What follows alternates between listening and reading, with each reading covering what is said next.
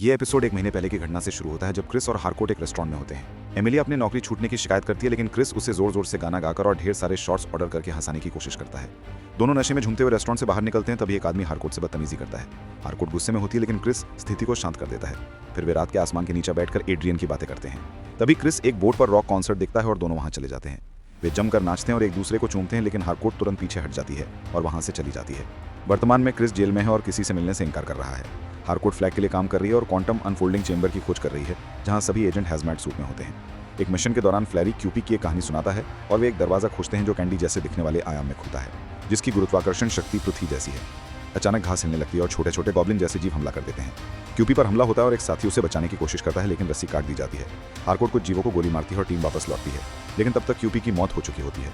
Chris के घर पर इकोनोमॉस हारकोट से फ्लैग के असली इरादों के बारे में पूछता है। हारकोट को लगता है कि वे रहने लायक एक नया आयाम ढूंढ रहे हैं, शायद जनसंख्या वृद्धि के कारण, लेकिन इकोनोमॉस को शक है। ARGOS ने कभी किसी की मदद नहीं की। दूसरी ओर अडेबायो एड्रियन से मिलती है और क्रिस के लिए वकील रखने के लिए पैसे खर्च करने को कहती है। एड्रियन इसे खून के पैसे कहकर मना कर देता है, लेकिन ली उसे समझाती है कि सच्ची दोस्ती में बलिदान देना पड़ता है। वो मान जाता है। जल्द ही एक गार्ड क्रिस को बताता है कि वो रिहा हो गया है। वो अनिच्छा से जेल छोड़ता है, इगली को लेता है और एक मोटेल में जाकर छिप जाता है। हारकोट चैम्बर की खोज जारी रखती है। मौतों के बावजूद फ्लैग और लेक्स की टीम अपनी प्रगति का जश्न मना रही है। अंततः हारकोट और बोडो एक सुंदर हरी भरी से भरी आयाम की खोज करते हैं। एमिलिया फ्लैग से पूछती है कि वे इसका क्या करेंगे, लेकिन वह कुछ नहीं बताता। बाद में फ्लैग सरकारी अधिकारियों से मिलता है और बताता है कि ये नया आयाम, जिसे वो सैल्वेशन कहता है, मेटा ह्यूमंस के लिए जेल बनेगा जहां से कोई भाग नहीं सकेगा। वो बोडो को जश्न में बुलाता है, लेकिन वो मना कर देती है। बोडो हारकोट से उसी बर्गर जॉइंट में मिलती है जहां वो पहले क्रिस के साथ गई थी। वो कहती है कि वो ARGOS से खक गई है और अब कुछ सार्थक करना चाहती है। हारकोट उसे अडेबायो से मिलवाती है, जो एक बेहतर योजना बना सकती है। बातचीत के दौरान हारकोट को वो क्रूज टिकट मिलता है जो उसने क्रिस के साथ बिताई रात से संभाल के रखा था, और वो उस पल को याद करती है। क्रिस भी उस क्रूज को याद करता है, कैसे उसने दिल खोलकर डांस किया और हारकोट को हंसाया। प्रेरित होकर हारकोट उसे ढूंढने का फैसला करती है और बोडो से पूछती है कि क्या उसके पास पीसमेकर क्लियरेंस है। इसी बीच हारकोट, इकोनोमॉस और बोडो क्रिस के मोटल तक पहुंचती हैं। वो भागने की कोशिश करता है, लेकिन विजिलेंटे उसे पकड़कर टेजर कर देता है। कमरे में वह उससे बात करते हैं। क्रिस बताता है कि वो खुद को श्रापित मानता है, उसने फ्लैग जूनियर, अपने परिवार और खुद को धोखा दिया।